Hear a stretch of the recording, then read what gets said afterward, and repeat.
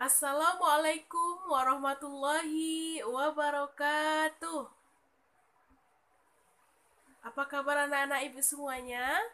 Semoga kita dalam keadaan sehat walafiat ya. Nah, pada hari ini kita bertemu lagi, yaitu pada pembelajaran ilmu pendidikan sosial atau IPS. Nah, anak-anak, minggu yang lalu kita sudah mempelajari tentang adat istiadat yang ada di Indonesia. Nah, pada hari ini kita akan mempelajari tentang sumber daya alam yang ada di Indonesia. Tujuan pembelajaran kita hari ini yang pertama yaitu siswa mampu menjelaskan maksud dari sumber daya alam. Yang kedua, siswa mampu menentukan sumber daya alam berdasarkan sifat, jenis, dan juga pembentukannya. Baiklah, sebelum kita mulai pembelajaran hari ini, hendaklah kita membaca lafaz basmalah. Bismillahirrohmanirrohim. Baiklah anak-anak, apakah kalian pernah mendengar tentang sumber daya alam? Nah, pasti sering bukan? Ibu akan membahas tentang pengertian sumber daya alam. Sumber daya alam adalah segala sesuatu yang terdapat di alam atau kekayaan alam yang dapat dimanfaatkan oleh manusia untuk memenuhi kebutuhan hidupnya. Nah, itu yang dimaksud dengan sumber daya alam. Nah, sumber daya alam berdasarkan jenisnya itu ada dua, yaitu sumber daya alam biotik dan sumber daya alam abiotik, atau sumber daya alam hayati dan non-hayati. Nah, sumber daya alam biotik atau hidup yaitu seperti hewan dan tumbuhan. Sedangkan sumber daya alam abiotik atau yang mati itu seperti tanah, air, udara, dan sinar matahari. Satu lagi juga bisa ditambah dengan bebatuan. Kita lanjutkan ya. Nah, sumber daya alam atau sering disebut dengan SDA berdasarkan sifatnya itu terbagi dua. Nah, yang pertama yaitu sumber daya alam yang dapat diperbaharui. Yang kedua, sumber daya alam yang tidak dapat diperbaharui. Sumber daya alam yang dapat diperbaharui adalah kekayaan alam yang mempunyai kemampuan untuk memperbaharui sendiri, atau bisa disebut juga dengan sumber daya alam yang tidak akan habis. Nah, contohnya seperti sinar matahari, udara, air, hewan, dan tumbuhan.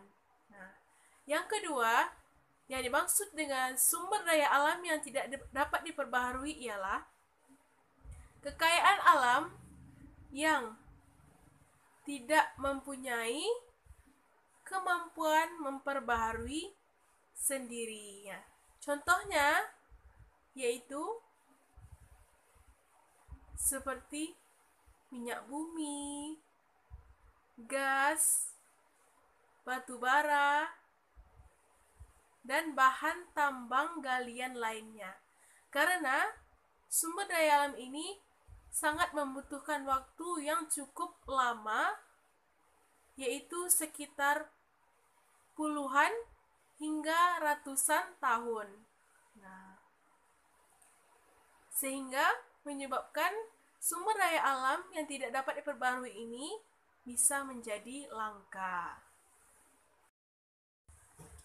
Baiklah anak-anak, selanjutnya kita akan membahas tentang sumber daya alam yang dikategorikan berdasarkan pembentukannya. Nah, yang pertama yaitu sumber daya alam materi. Nah, sumber daya alam materi ialah segala sesuatu kekayaan alam yang berupa benda mati, baik itu melalui pengolahan atau penambangan maupun tanpa pengolahan dan penambangan. Nah, contohnya yaitu yang melalui penambangan dan pengolahan ialah seperti bensin, solar,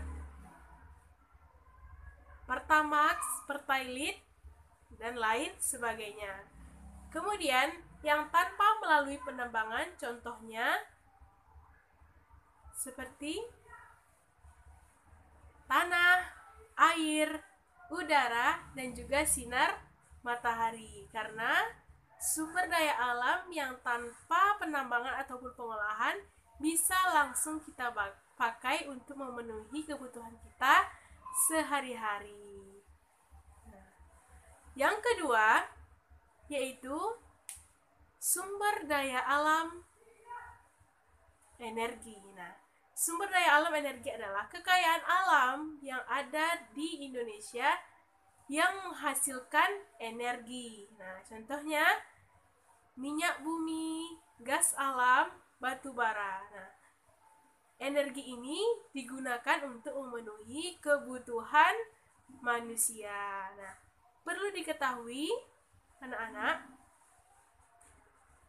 sumber daya alam yang dikategorikan berdasarkan pembentukannya ini ialah berupa benda mati, bukan benda hidup seperti hewan dan tumbuhan. Nah, yang ketiga yaitu sumber daya alam waktu. Nah, sumber daya alam waktu ini yaitu sumber daya alam atau kekayaan alam yang ada di Indonesia yang memenuhi ruang dan waktu. Nah, contohnya itu seperti danau, sungai, gunung. Nah, di sana ialah tempat keberlangsungan hidup atau ruangan tempat keberlangsungan hidup. Nah, di sana seperti di danau, nah banyak sumber daya alam atau kekayaan alam seperti ikan, tumbuh-tumbuhan yang ada di danau. Begitu juga yang ada di laut, banyak ikan, rumput laut, dan tumbuhan atau hewan laut lainnya yang bisa dimanfaatkan oleh manusia. Yang keempat adalah sumber daya alam waktu, yang mana artinya adalah yaitu kekayaan alam yang terikat pada musim dan waktu. Nah, sebagaimana yang kita ketahui bahwasanya Indonesia ini mempunyai dua musim, yaitu musim kemarau dan musim hujan. Nah, yang mana kita contohkan yaitu seperti sumber daya alam air. Nah, air sangat dibutuhkan ketika musim kemarau.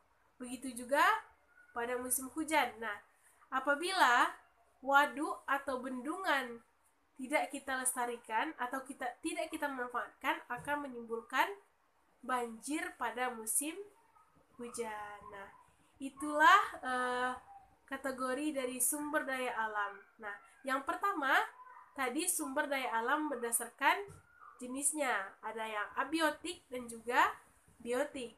Nah, yang kedua, sumber daya alam berdasarkan sifatnya, yaitu dapat diperbaharui dan tidak dapat diperbaharui. Yang ketiga, yaitu sumber daya alam berdasarkan pembentukannya. Yang pertama, sumber daya alam materi. Yang kedua, sumber daya alam energi. Yang ketiga, sumber daya alam ruang. Dan yang keempat, sumber daya alam waktu. Nah, baiklah adik-adik, semoga kita menjadi seseorang pribadi yang bisa memanfaatkan sumber daya alam sesuai dengan kebutuhan kita, bukan sesuai dengan keinginan kita.